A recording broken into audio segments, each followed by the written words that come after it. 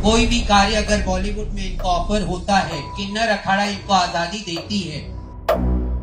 धर्म के प्रचार प्रसार के लिए अगर मीडिया का भी साथ इनको लेना पड़े तो ये ले सकती हैं। मैं सांसारिक जीवन में रहते हुए भी स्वातंत्र से मैं अपना जीवन जीऊं, इसलिए मैंने 23 साल पहले बॉलीवुड को छोड़ दिया था। मुझको राणा जी माफ करना, भरो मांग मेरी भरो, ये चांद कोई दीवाना है, भोली भाली लड़की। 90s के इन गानों को सुनकर आपके जहन में जो चेहरा आया होगा वो आया होगा एक्ट्रेस ममता कुलकर्णी का। 90s की बोल्ड, बिंदास और बेबाक अदाकारा जो कभी सलमान, आमिर और अक्षय के साथ ऑन स्क्रीन रोमांस करती नजर आती थी, जिसने अपनी अदाओं से लाखों दिलों की धड़कनें बढ़ाई, वो अब महामंडलेश्वर बन गई हैं। लेकिन ऐसा क्या हुआ कि ममता कुलकर्णी ने ये रास्ता चुना? चलिए आपको इसके पीछे की पूरी कहानी बताते हैं। 24 जनवरी यानी कि शुक्रवार को उन्होंने प्रयागराज में चल रहे महाकुंभ में संगम किनारे अपने हाथों से अपना पिंडदान किया। इसके साथ ही खबर आई कि उन्होंने संन्यास की दीक्षा ले ली है और पट्टाभिषेक कार्यक्रम में ममता कुलकर्णी को चादरपोशी की रस्म अदा करके महामंडलेश्वर की पदवी दी गई। दीक्षा के बाद उनका नया नाम श्री यमाई ममतानंद गिरी रखा गया है। संन्यास की दीक्षा लेने के साथ ही ममता कुलकर्णी ने भगवा रंग का वस्त्र धारण किया और उसके साथ ही उन्हें गले में रुद्राक्ष और कंधे पर झोला टांगे देखा जा सकता है। तस्वीरों में ममता किन्नर अखाड़े के आचार्य महामंडलेश्वर स्वामी डॉक्टर लक्ष्मी नारायण त्रिपाठी महाराज और अखाड़े की महामंडलेश्वर स्वामी जय अम्बानंद गिरी के साथ दिखाई दे रही हैं। अभिनेत्री महाकुंभ में किन्नर अखाड़े में ही रुकी हुई हैं। इस पर किन्नर अखाड़े के आचार्य महामंडलेश्वर डॉक्टर लक्ष्मी नारायण त्रिपाठी ने कहा कि पिछले 2 सालों से वो हमारे साथ जुड़ी हुई हैं। 23 साल की तपस्या है, इन्हें सनातन के लिए काम करना था। अगर इन्हें बॉलीवुड में सनातन का प्रचार करने की नीयत से काम करना है तो इसके लिए भी उनके पास पूरी आजादी है। अगर कोई धार्मिक कोई भी कार्य अगर बॉलीवुड में इनको ऑफर होता है तो किन्नर अखाड़ा इनको आजादी देती है कि धर्म के प्रचार प्रसार के लिए, जैसे अन्य भी कलाकार हैं, हेमा मालिनी है, अरुण गौली, सब लोग हैं, अलग अलग रूपों में देव देवताओं के संतों की वो करते आए हैं। और धर्म के प्रचार प्रसार के लिए अगर मीडिया का भी साथ इनको लेना पड़े तो ये ले सकती हैं। पट्टाभिषेक के बाद ममता ने कहा कि वो हमेशा से सनातन धर्म के प्रति रुचि दिखाती आई हैं। वे हमेशा से सनातन धर्म से जुड़ना चाहती थी। मुझे बॉलीवुड में नहीं जाना था, इसलिए मैंने 23 साल पहले ही बॉलीवुड को छोड़ दिया, तो वापस जाने का कोई सवाल ही नहीं होता। मैं सांसारिक जीवन में रहते हुए भी मैं चाहती थी स्वातंत्र से मैं अपना जीवन जीऊं।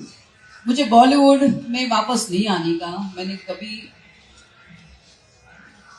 इसलिए मैंने 23 साल पहले बॉलीवुड को छोड़ दिया था।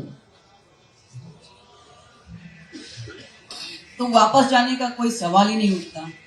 हाँ, लेकिन जैसे एक सनातन धर्म अपना होता है, सनातन मतलब क्या होता है? जो नित्य है, सदैव था, है और रहेगा, उसका प्रचार मैं निश्चय स्वतंत्र रूप से मध्यम मार्ग को लेते हुए उसका मैं और प्रचार करूंगी।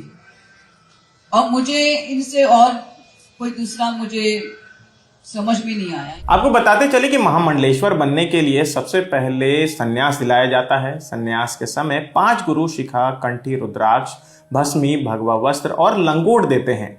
पुराने नाम और पहचान के बदले नया नाम दिया जाता है। संन्यास के समय साधु को अपना और पिछली 7 पीढ़ियों का श्राद्ध और पिंडदान कराना होता है। फिर कुंभ में विजया हवन संस्कार होता है। इसके बाद संबंधित अखाड़े के आचार्य महामंडलेश्वर यानी कि पीठाधीश्वर सन्यासी को शिखा सूत्र से मुक्ति दिलाकर बीज मंत्र देते हैं। इसके बाद पढ़े लिखे विद्वान सन्यासियों को मंडलेश्वर या महामंडलेश्वर के पद पर अभिषेक किया जाता है। आचार्य महामंडलेश्वर सन्यासी को महामंडलेश्वर पद पर अभिषेक करते समय चादर उड़ाते हैं। फिर सभी महामंडलेश्वर उनका अभिनंदन करते हैं। इससे पहले 4 दिसंबर 2024 को एक्ट्रेस ने अपने इंस्टाग्राम पर एक वीडियो शेयर किया था। इसमें उन्होंने बताया था कि वो 2025 का कुंभ मेले में जाएंगी। उन्होंने कैप्शन में लिखा, मैं अपनी मातृभूमि पर 25 साल बाद लौटी हूँ। 2012 में यहाँ के कुंभ मेला में शामिल हुई थी।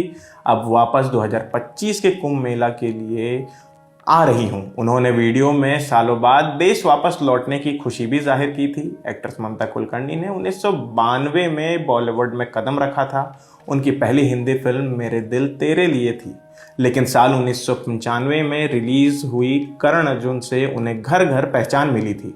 वो बाजी तिरंगा क्रांति जैसी कई फिल्मों में भी नजर आ चुकी हैं। आज तक की रिपोर्ट के मुताबिक 2016 में ममता कुलकर्णी का नाम हाई प्रोफाइल ड्रग केस में आया था।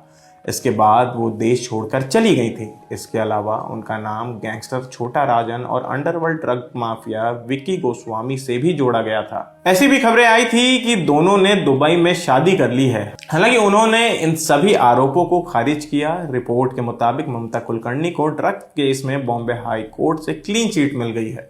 ममता कुलकर्णी के इस निर्णय पर आपकी क्या राय है, हमें कमेंट करके जरूर बताएं। मेरा नाम आसिफ इसरार है। देखते रहिए दी लल्लन टॉप। शुक्रिया।